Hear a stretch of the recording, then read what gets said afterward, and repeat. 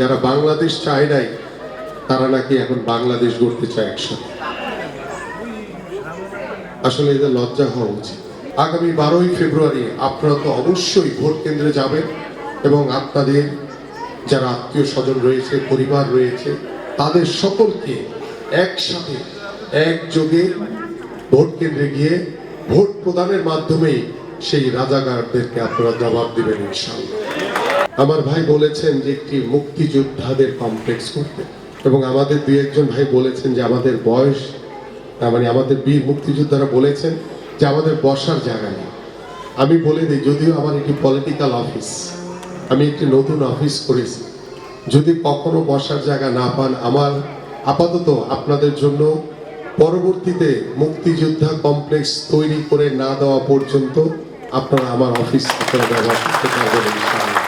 কারণ সেখানে প্রায় মোটামুটি 250 থেকে 300 লোক বসার মতো জায়গা আছে ইনশাআল্লাহ। আল্লাহ যদি আমাকে কবুল করে, আপনাদের ভোটে, এদেশের সাধারণ মানুষের ভোটে যদি আমরা নির্বাচিত হতে পারি, সরকার গঠন করতে পারি, আমি আমার এই এলাকায় সবার আগে আমার এই বীর মুক্তিযোদ্ধাদের জন্য বসার জন্য তাদের একটি মুক্তিযোদ্ধা কমপ্লেক্স তৈরি করে দেবে ইনশাআল্লাহ।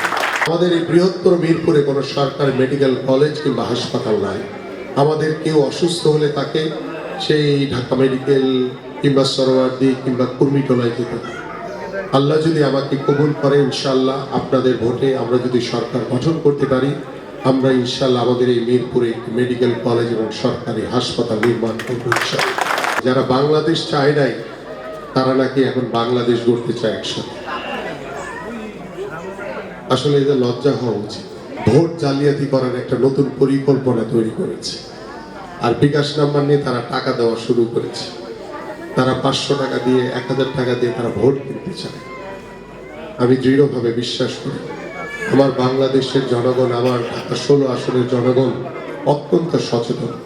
তারা টাকার বিনিময়ে কখনোই তাদের যে আমানত, সেই ভোট তারা কখনোই বিক্রি করবে না ইনশাআল্লাহ। গতকালকে ওই বোরকা পরে তো মহিলারা যায়, এখন নাকি বোরকা পরে পুরুষরাও যাওয়া শুরু করছে, এবং তারা গিয়ে বলছে যে বিএনপি থেকে আসছি আমরা, বিএনপি থেকে আসতে আপনাদের এনআইডি নাম্বারটা দেন। মানুষের একটা মিথ্যাচার, একটা প্রতারণার সীমা থাকা উচিত। তারা যখন দেখতেছে যে জামাতের বিষয়টা ওপেন হয়ে গেছে, এখন আমাদের বেশ ধরছে, আমাদের নাম ধরে সেটা বলছে। এই কারণে কথাটা বলেছি, আজকে আমি মিডিয়াতে বলেছি, অনেক ইলেকট্রনিক্স মিডিয়াতে, যে এই ধরনের তারা বিভিন্ন অপপ্রচার, মিথ্যাচার করছে। আমাদের সকলকে সতর্ক থাকতে হবে, কারণ এই দেশটি আমাদের, আমরা এই দেশকে ধ্বংসের পথে আর ঠেলে দিতে চাই না। আমি যে কথাটি প্রথমেই বলেছি যে আমরা রাজনীতিতে গুণগত পরিবর্তনের মাধ্যমে সহমত, ভিন্নমত সবাইকে এই সমাজে আমরা সমান অধিকার প্রতিষ্ঠা করতে চাই। আমরা কখনো কোনো রাজনৈতিক প্রতিহিংসা দেখতে চাই না।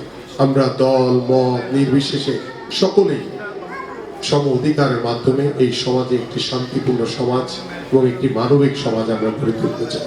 আগামী 12ই ফেব্রুয়ারি আপনারা তো অবশ্যই ভোট কেন্দ্রে যাবেন এবং আপনাদের যারা আত্মীয় স্বজন রয়েছে, পরিবার রয়েছে, তাদের সকলকে একসাথে একযোগে ভোট কেন্দ্রে গিয়ে ভোট প্রদানের মাধ্যমেই সেই রাজাকারদেরকে আপনারা জবাব দিবেন ইনশাআল্লাহ।